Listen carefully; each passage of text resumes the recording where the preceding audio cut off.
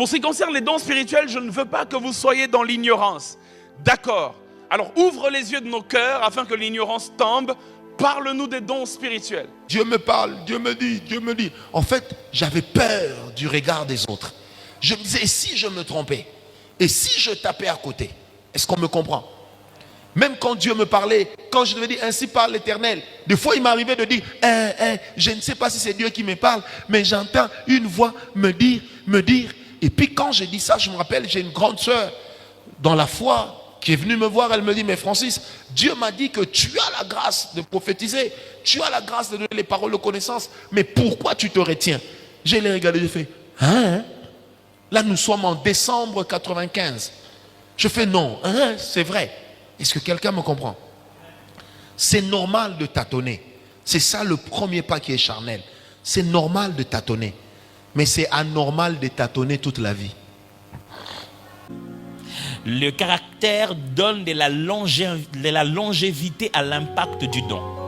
Un don sans caractère est puissant pour peu de temps. Un don bâti sur le caractère reste quelles que soient les saisons. Ok, donc ce qui signifie que celui qui sait reconnaître le travail du Saint-Esprit. Le travail du Saint-Esprit, c'est pas que tu entres dans un moment de prière, tu pries, et le Saint-Esprit développe le caractère. C'est que tu pries, le Saint-Esprit te fait passer par les hommes.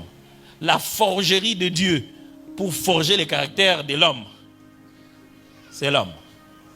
J'allais presque dire c'est la femme, mais j'ai juste évité, mais c'est l'homme. C'est-à-dire, c'est à force de rester avec les autres que ce que tu as demandé au Saint-Esprit de devenir, il va te mettre dans la position de l'opposé.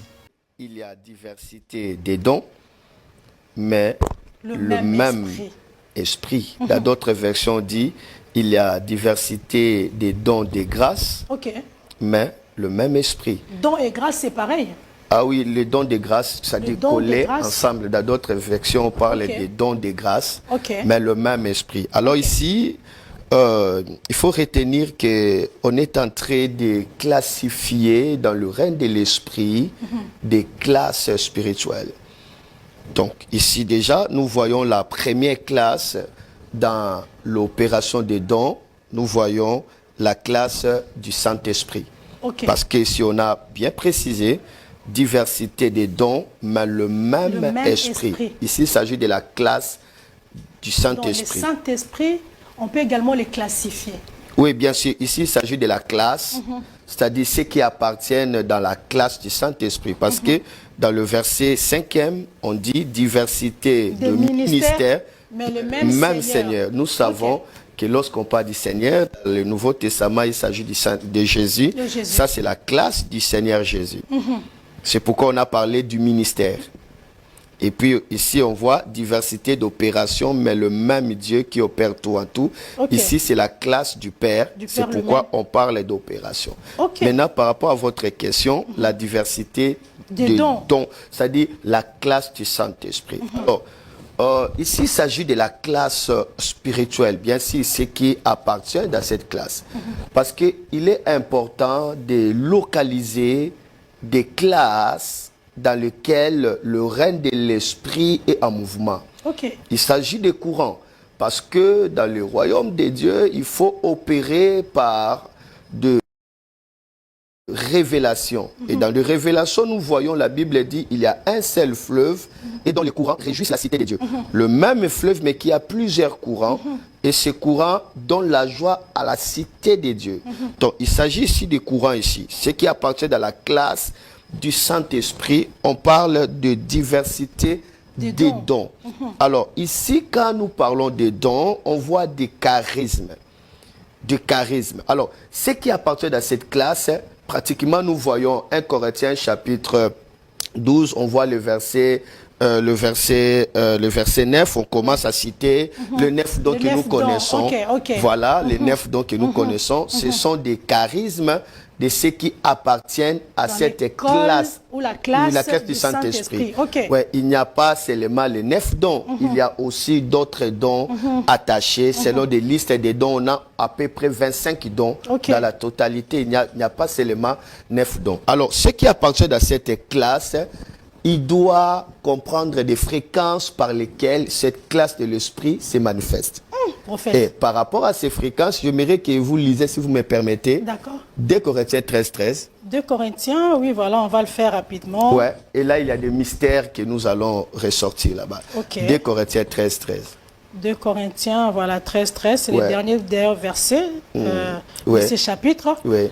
Que la grâce du Seigneur Jésus-Christ, l'amour de Dieu et la communication du Saint-Esprit soient avec vous. Voilà, tous. ici, on nous parle des 3 classes ici. On nous parle du Seigneur, on nous parle du Père, on nous parle du Saint-Esprit. Saint-Esprit. Voilà, pour le Saint-Esprit, qu'est-ce qu'ils ont dit? Il dit, On dit que la communication du Saint-Esprit soit avec alors, vous. tous. ok, ceux qui appartiennent dans la classe du Saint-Esprit. Saint-Esprit, ils doivent comprendre la fréquence de la manifestation de cette classe. C'est la La communication. Le Saint-Esprit communique. Voilà, alors lorsqu'on parle de la communication, il veut dire tout simplement la communion. Alors, dans la communion, il y a des degrés dans la communion. Dans la communion, nous avons les degrés de partenariat Ok. avec le Saint-Esprit.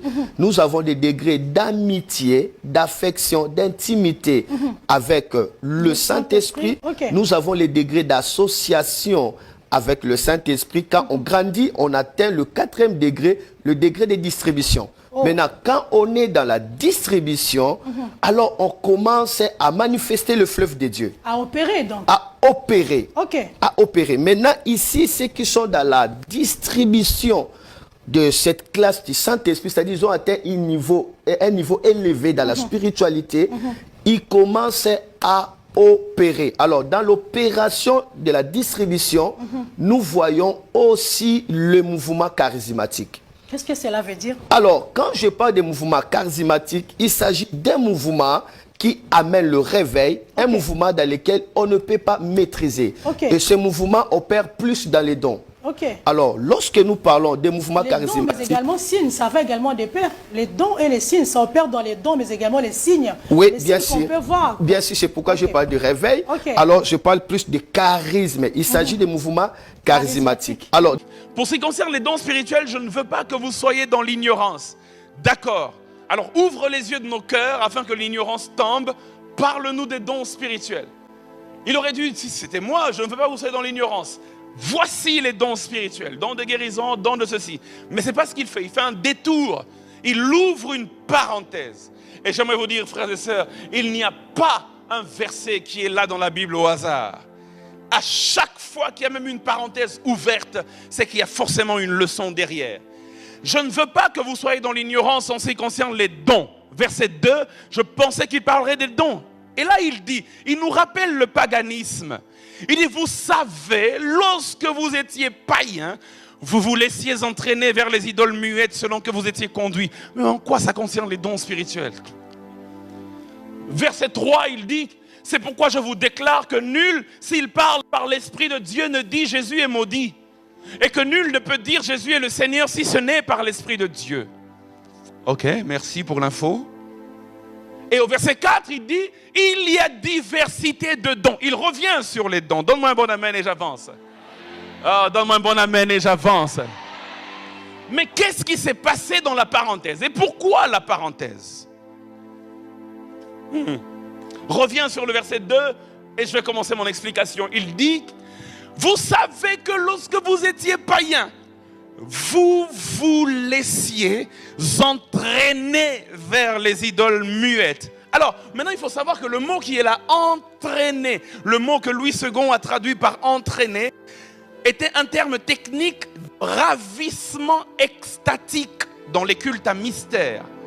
Je vais vous le dire de manière très claire. C'est-à-dire qu'à l'époque, il y avait comme une sorte les gens entraient en transe quand ils étaient en face des idoles. Il dit, vous vous laissiez entraîner vers les idoles muettes selon que vous étiez conduits. C'est-à-dire dans les cultes des païens, il y avait des idoles qui ne parlaient pas, qui sont muettes. De toute façon, les idoles sont muettes. Ces idoles étaient là et les membres des sectes, les membres de ces groupes religieux, ils se laissaient entraîner, ils étaient possédés par des démons dans ces cultes-là et ils commençaient ils se laissaient entraîner au fait vers les idoles muettes. C'était un ravissement extatique, ils allaient comme en extase. Et quand ils allaient en extase, on les appelait les initiés. Les initiés là étaient saisis et ils étaient violés par des forces démoniaques. Et tout ça se passait spirituellement.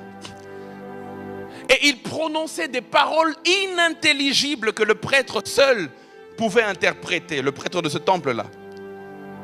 Maintenant, les Corinthiens, eux, avant de se convertir, c'était des pratiques qu'ils pratiquaient. Permettez-moi la tautologie. Ils pratiquaient ces choses.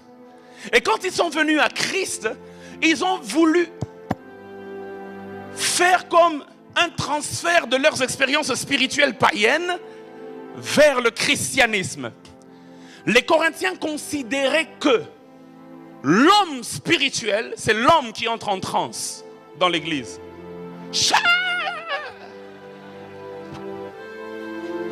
Les Corinthiens considéraient que l'homme spirituel, c'est celui qui entre en extase et qui dit des paroles inintelligibles.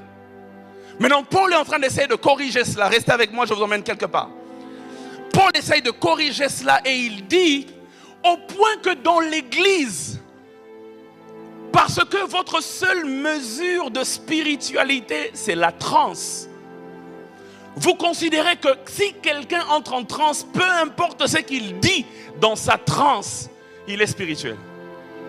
C'est pour ça le verset 3, il dit, vous vous laissiez entraîner vers les idoles muettes, selon que vous étiez conduit. Verset 3, il dit, peu importe le degré de l'expérience spirituelle, je vous le déclare, nul, s'il parle par l'esprit, ne peut dire Jésus est maudit.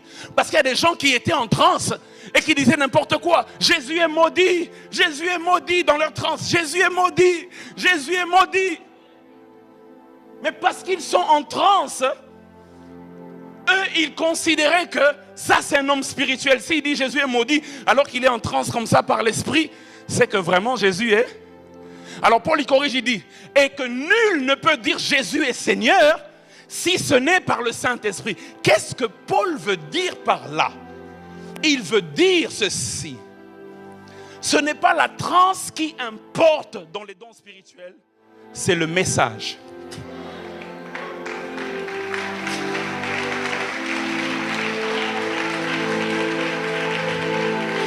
Peu importe comment tu t'agites, si ton message n'est pas cohérent à la parole de Dieu, tu n'es pas conduit par l'esprit, tu es conduit par des démons.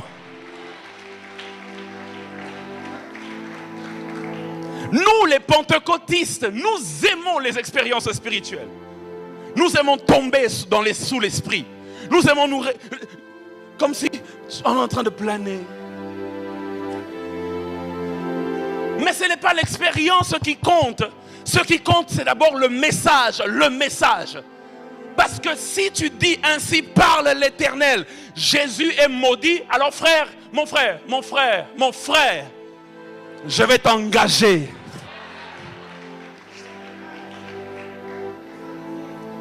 Ce n'est pas la transe qui compte. Ce n'est pas le soupçon de spiritualité. On pense que celui qui est spirituel, c'est celui qui a les yeux qui tournent pendant l'adoration.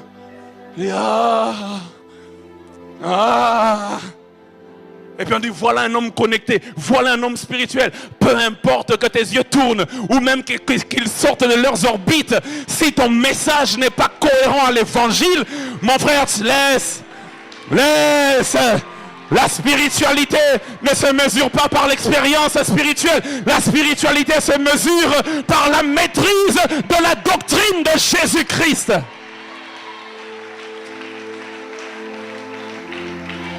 Est-ce que je parle à quelqu'un ce soir? Toute expérience spirituelle qui ne glorifie pas Jésus-Christ et qui n'exalte pas sa seigneurie n'est pas de Dieu. N'est pas de Dieu. N'est pas de Dieu. Si ça ne glorifie pas Christ, laisse tomber mon frère, Hacha.